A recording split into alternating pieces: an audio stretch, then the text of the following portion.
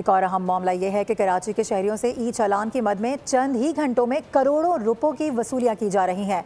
3 रोज के दौरान होने वाले ई चालान की तादाद अब 12,942 तक जा पहुंची है। सिग्नल तोड़ने, सीट बेल्ट ना पहनने और ओवर स्पीडिंग के साथ साथ वन वे की खिलाफ वर्जी, दौरान ड्राइविंग मोबाइल फोन का इस्तेमाल और काले शीशों के इस्तेमाल पर ई चालान किए जा रहे हैं।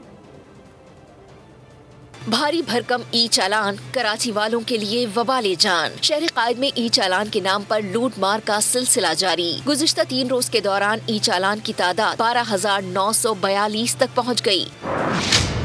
मुहिम के तीसरे रोज 5,979 ई चालान किए गए। अहम सरकारी इदारों की गाड़ियाँ भी ई चालान की जद में आईं।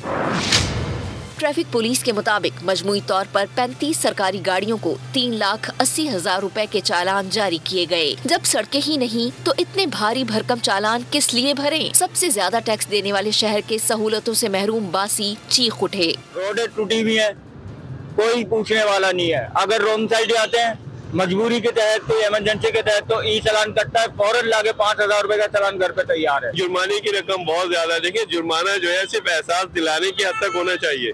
जुर्माना इस हद तक नहीं होना चाहिए कि आदमी की कमर टूट जाए और बेचारा उसके घर का निजाम जो है वो दरम भरम हो जाए। अब ये ई चालान कर दिया, किसी के पास यहाँ तक कि इलेक्ट्रिक के बिल इतना आ रहे हैं कि बिल भरने के भी पैसे नहीं है। अभी चालान कहाँ से भरेगा? शहरियों का कहना है कि ट्रैफिक कवानीन की खिलाफ वर्जी पर इतने भारी जुर्माने गरीब आवाम पर सरासर जुल्म है।